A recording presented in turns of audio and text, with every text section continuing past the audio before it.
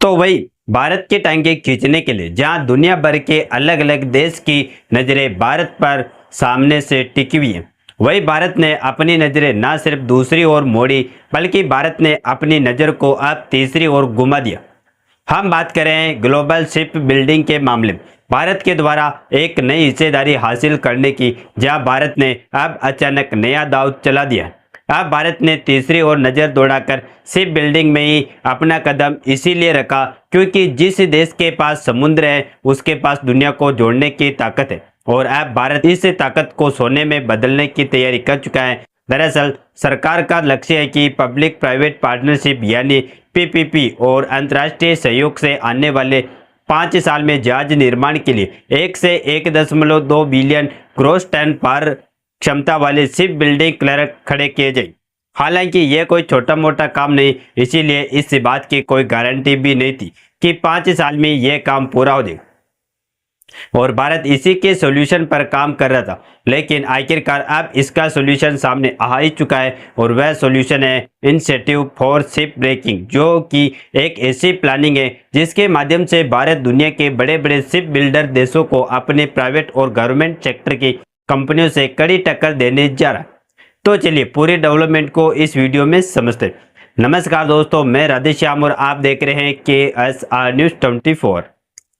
देखिए, यह बात इसीलिए कही जाती है कि जिस देश के पास समुद्री ताकत है उस देश के पास दुनिया को जोड़ने की ताकत है, क्योंकि दुनिया का 90% व्यापार इन्हीं समुद्री रास्तों के मध्य से ही होता है।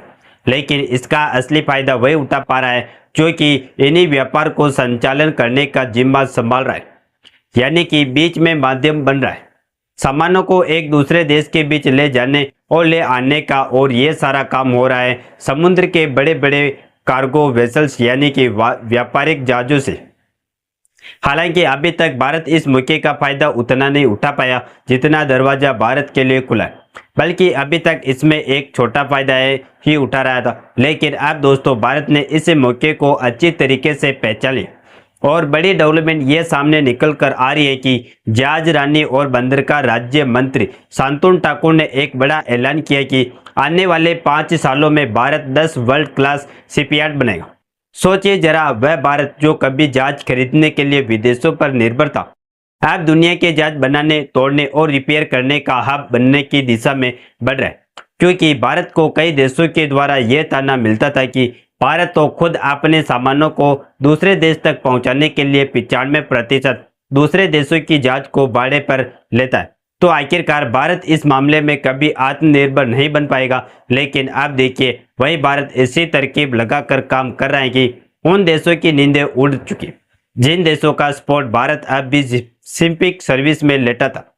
दरअसल सरकार का लक्ष्य है कि पब्लिक प्राइवेट पार्टनरशिप यानी पीपीपी और इंटरनेशनल पार्टनरशिप से आने वाले 5 साल में जहाज निर्माण के लिए 1 से 1.2 बिलियन ग्रॉस टन पार क्षमता वाले शिप बिल्डिंग क्लर्क खड़े किए जाए।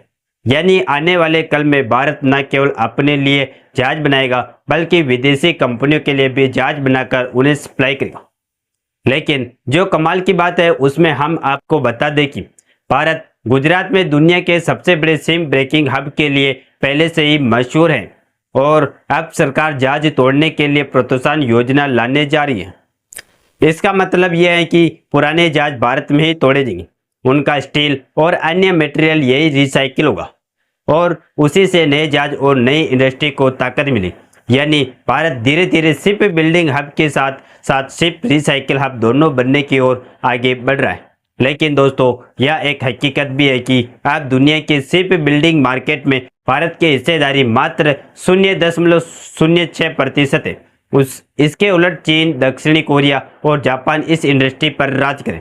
पर अच्छी खबर यह है कि भारत अब इसे बदलने को रोड मैप बना चुका है और इसीलिए भारत ने इस चीज को लेकर अपनी पॉलिसी में बहुत बड़ा बदलाव किया और इंडियन गवर्नमेंट की तरफ से अब ship building financial assistance policy 2.0 पर लाया गया, जिसमें जहाज निर्माण पर सरकार सब्सिडी और क्रेडिट इंसेंटिव देगी और यही चीज हाल ही में जारी की गई ये रिपोर्ट साफ साफ बता रही है। और दूसरी प्लानिंग मेरीटाइम डेवलपमेंट फंड को 25,000 करोड़ करना है, जिसे शिप बिल्डिंग, शिप रिपेयर और नए शिपयार्ड क्लर्क के लिए लॉन्ग टर्म फंड माना जा रहा है।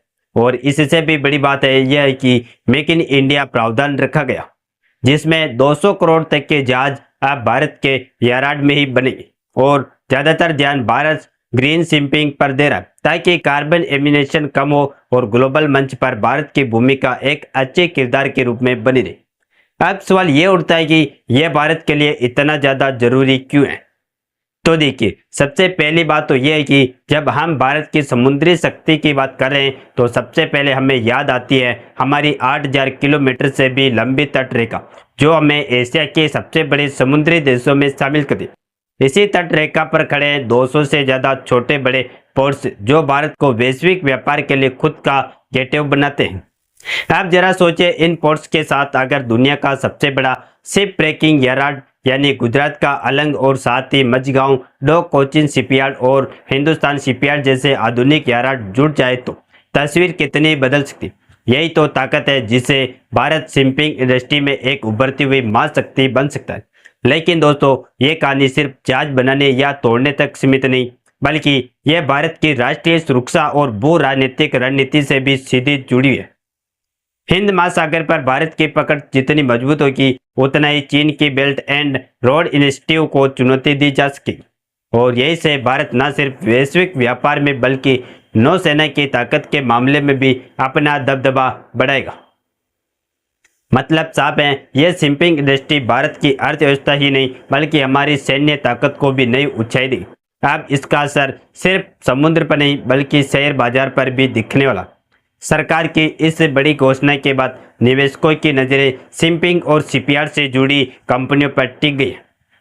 Cochin shipyard, garden rich ship builders और मंझगांव डॉक शिप बिल्डर्स जैसी कंपनियां सीधे सीधे इस बदलाव से बड़ा लाभ बना सकती हैं। यानी समुद्री लहरें अब शेयर बाजार की लहरों को उबर ले जाने के लिए तैयार हैं।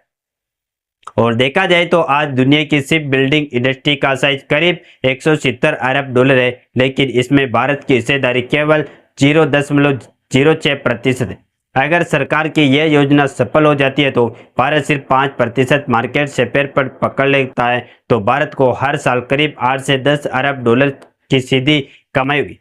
इतना ही नहीं, जहाज तोड़ने और रिसाइकलिंग से स्टील इंडस्ट्री को सालाना 2 अरब डॉलर का अतिरिक्त फायदा मिलेगा। बाकी आपको क्या लगता है कि भारत सही प्लानिंग पर चल रहा है या नहीं? अपनी राय कमेंट में जरूर बताएं और इस वीडियो को एक लाइक करके अपने दोस्तों तक शेयर जरूर करें ताकि उन्हें भी जानकारी मिल सके। इसी तरह और भी नॉलेजेबल वीडियो देखने के लिए हमारे चैनल KSR न्यूज को सब्सक्राइब करके बेल आइकन को ऑल पर जरूर सेलेक्ट करें। जय श्री राम, जय जय भारत।